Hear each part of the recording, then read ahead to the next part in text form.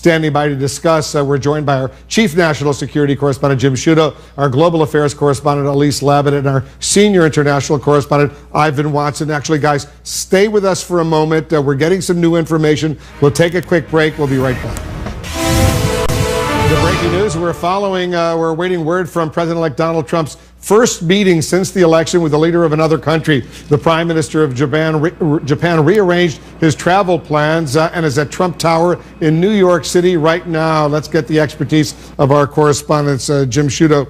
You know this region quite well. Trump has been pretty critical during the campaign of Japan, saying, you know what, on trade issues, Japan doesn't reimburse the United States enough for the 50,000 U.S. troops that are stationed in Japan. This meeting is potentially very significant. And he also raised the possibility of giving Japan nuclear weapons and other U.S. allies in the region, unsettling U.S. policy. I mean, listen, it's not clear that this meeting or the order of this meeting follows any particular plan. I mean, we know even with the phone calls that Donald Trump has had so far that it's been a little bit haphazard. The Australian Prime Minister had to get Greg Norman to get the phone number of Donald Trump to arrange that meeting. I spoke to a close U.S. ally yesterday. He said they had to reach out to half a dozen people inside Trump world to arrange a meeting. So it's a little unconventional, shall we say, early on. So not clear that this meeting is number one for any particular foreign policy reason. It may very well be just because Japan pushed so hard for it, because Japan needs some reassurance on these issues, on the nuclear issue,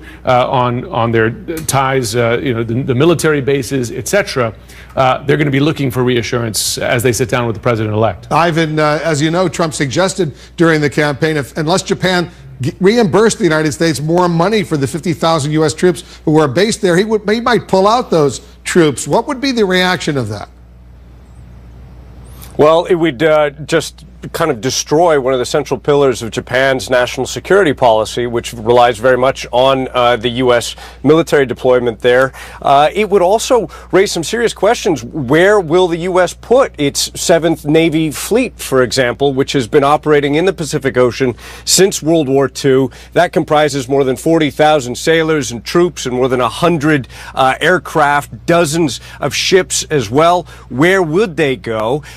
Aides to the Japanese Prime Minister have been making the case. Listen, it's pretty affordable for the U.S. to have its troop deployment in Japan, arguing that Japan pays more than 50% of the cost, different estimates up to perhaps $5 billion a year that Japan pays. And that's far more, Japan argues, than Germany or South Korea pay for U.S. deployments in those countries. So it would essentially upend the post-World War II kind of military and strategic architecture in the Pacific Ocean that the U.S. has helped set up for some 70 years, Wolf. It's interesting, and Elise, as the president-elect is meeting with the Prime Minister of Japan earlier, just a few hours ago, the President of the United States, President Obama, was meeting with Angela Merkel in Germany, and he said he hopes Donald Trump is willing to stand up to Russia. Those are pretty significant words. Very significant. And I think what you're seeing from President Obama is,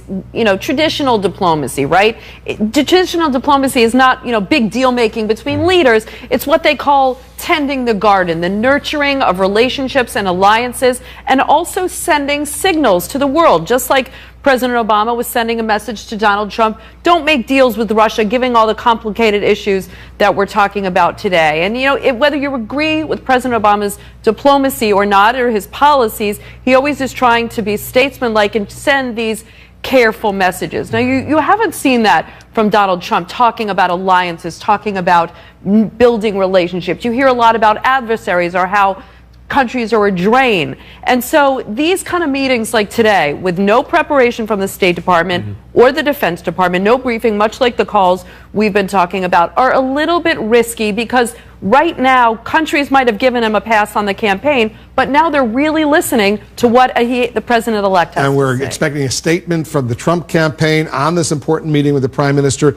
of Japan. Also a statement from the Prime Minister Abe. I think he's going to go to the microphones. We'll, of course, have live coverage of that. Also coming up, we're expecting a statement from the Trump transition about other developments that are going on. Of course, a statement involving this meeting with the Prime Minister of Japan, and more on this afternoon. Surprising breaking news, important breaking news, that Donald Trump will meet this weekend with Mitt Romney, who may be under